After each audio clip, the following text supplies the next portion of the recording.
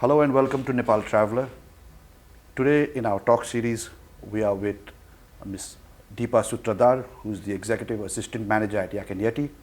She has been here for some time and at the forefront of all the changes, all the excitement, the challenges that are happening in the hotel. And so we are here to have a little chit chat with her to find out her perspectives on how tourism is going, how the hospitality industry is going. So Deepa ma'am, to start with, could you tell us a little bit about yourself, how you came into hospitality and then perhaps how you are in Nepal, the journey so far? Okay, first, thank you so much for giving me this opportunity. Me coming into this hospitality was very strange. I actually wanted to become a doctor, so which could not happen. But then back then, very few people were aware about hotel management, and yeah, I wanted not to stay with my parents.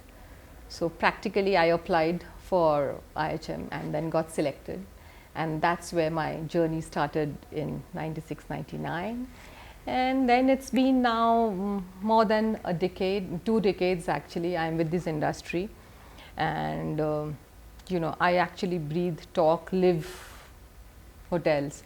So ever since I have started, have grown, I've been educated in this industry and have been fortunate enough to work with many reputed brands, starting with the Imperial Delhi, which is one of the most luxurious brand in Delhi, Leela Palace Hotels and Resorts, out of which I think Leela New Delhi is the epitome of luxury, have worked with a lot of international brands, which is Nikko Metropolitan, Hyatt Hotels, and now here I am at Yeti. So that's what my short career, or whatever, 23-year-old, 23.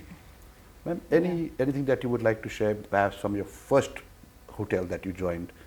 Because a lot of young people opt for the hotel industry, but when they enter it, I mean, did it meet up to your expectations, or was there something that you carry with from there? No, it actually, for me being an individual, I knew what I was doing, and I knew what the challenges would have been, because I was not in sales and marketing from before.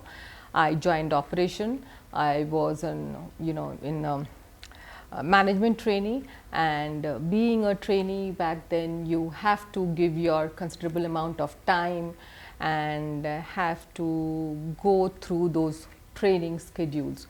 So, but I believe that if you have a dedication and commitment, and if you know what you are doing, you'll be able to survive. But you know what, this is a very interesting industry and very promising, and I think working in hospitality, we are very privileged here to work, because the kind of people which a normal people would love to meet, starting from the dignitaries to head of state to celebrities, I think we are lucky enough, and all our dreams probably comes true. We get to see and live the luxury of the hotel as well as back end what is happening. So you live both the sides, and I actually tell everyone that once you start working in this industry, you will learn that how this industry has to offer you more. You get to explore the world, you see the world,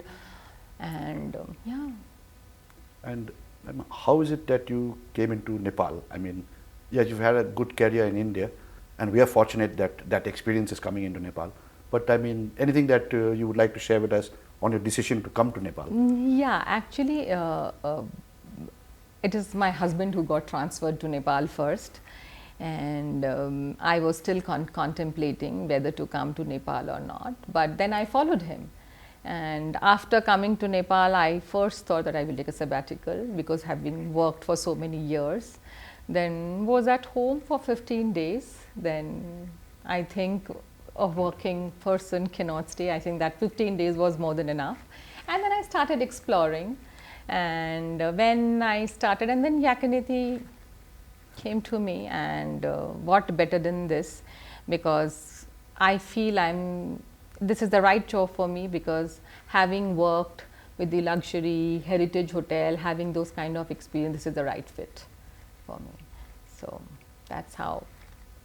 And when you joined Yak and Yeti, what were your expectations and what were the plans? I mean, even now you are working on a number of plans since we are coming out of COVID. Yeah. And I know the hotel has been going through a lot of upgradation, refurbishment. What were your plans or what was on your portfolio as you joined Yak and Yeti? You know, when I joined, I have joined here as an executive assistant manager, basically to take care of operations, sales and marketing, anything related to revenue generating. And you know what, when I joined here and I had done some research, so basically, you know, we have seen our life, you know, it would be right way to say that, okay, now, you know, whatever we have learned, you create talents, you groom them into leaders. So that is what I had thought, that okay, whatever we had learned there back home or wherever, and to impart the knowledge whatever we have gained so far. And talking about Yak and Yeti, yes, the hotel is going under massive renovation, and by 2025 we will be a brand new hotel, because the public areas have already been done. The rooms are, you know, only another section of the rooms are pending, so which will be completed by December, and 2025 we shall be rocking.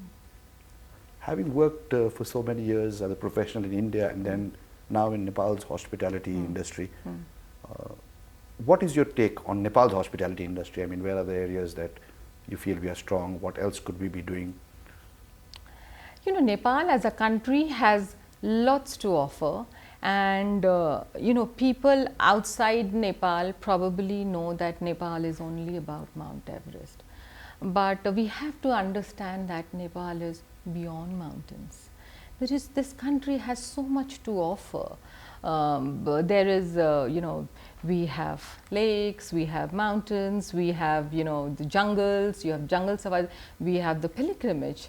That's the most important thing, and there's so much to offer. We just have to tell the world what Nepal has to offer. It is much beyond mountains. Yes, Mount Everest, Himalayas is one of the major thing, but yeah, it has a lot of opportunities in Nepal, and with Nepal having their you know, own kind of hotel like Yak and Yeti is which maintains the Nepal's local touch and flavor. We also have international chains coming up, and which is increasing the global visibility, I am sure. And having the two airports, your Bhairava and Pokhara International Airport, and the Kathmandu obviously is there. So the visibility, the global visibility will increase, and also these are definitely the opportunities. And challenges, I will say that irrespective of any industry, I think all countries are facing, but however in Nepal probably a little more, is the retention of talent. I think we all have to make an effort of retaining the talents. At the present moment, what do you see as perhaps the challenges that you are focusing on for the hotel Yak and Yeti? What kind of message would you like the market to know about Yak and Yeti? That we are coming, we are soon coming, and we'll rock. We will get back there, and yeah, we are there. And yes, we would want to take forward our legacy. And I always say that Yak and Yeti is a hidden treasure. Being in the city center, heart of the city, it's a hidden treasure. You have to come and experience and believe, because I always say that we are all at the end of the day salespeople, but seeing is believing. You have to believe it, you have to see it to believe it, you have to experience it, and we are getting there, and we are trying to give that experience. Every hotel probably tries its best, you know, to get the market, to put a proper face forward. But as an industry, how do you see the hospitality industry in Nepal? Because people say perhaps we have too many hotels and more hotels coming online. So what do you see as the major challenge that you'd like perhaps all the hotels to sit down and say, these are the major challenges to the industry? The major challenges are, you know what I would say, I will not call them as a challenge, but yes, because obviously little bit of more connectivity, air connectivity is required, and apart from that, I guess what I personally feel is it's a beautiful country, there are a lot of hotels, but we just need to retain the talents to work for us. So yes, so that is, I guess, and also we all have to work together after COVID, you know, the pricing strategy, because we have to reach there at the right pricing. I think all of us have to get together to reach there, which will obviously help in all aspects. Also, in terms of the marketing, are you satisfied with the kind of marketing, even as a destination, not just individual hotels, that Nepal is doing, or do you think there's room for improvement for all of us to market more as a destination? You know what, this time I went to ATM, which is Arabian Travel Mart, and which I realized is those two boys from NTB, they have been doing a commendable job, and I think there is a lot of effort from that aspect also. But yes, the buyers or the visitors coming to our stall has been comparatively a lot more than previous years. So you see that there has been a lot of effort which is being put there from the government side also, and the tourist inflow, as per the data, if I have to go, the country has reached where it was in 2019. So that COVID years where we had gone down, but we are there now. The scope of improvement is, it's the hospitality industry.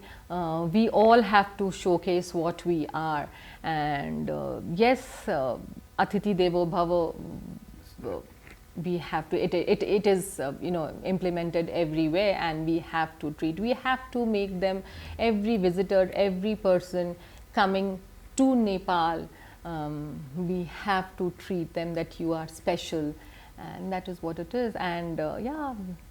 Also on that note, Deepa, post-COVID, they say the world has changed. How has the hospitality industry changed? I mean, in terms of the guest, what are the new areas now that are more important perhaps than Artificial intelligence is playing a major role, because I guess post-COVID, I think all the hotels and are now going for this, and technologically they are becoming much more advanced.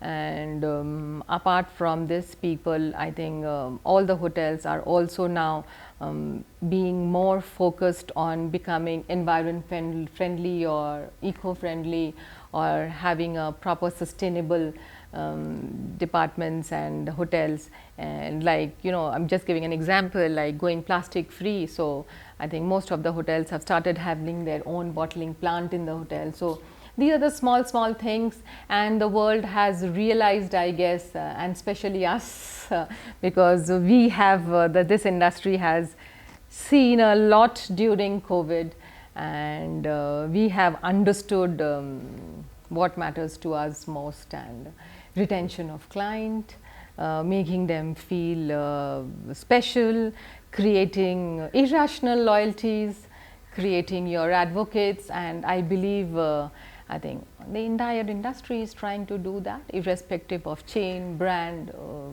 hotel, whatever type of hotel is. Everyone is making an equal effort of retaining their own set of clientele, which I always say that we have to create irrational loyalties.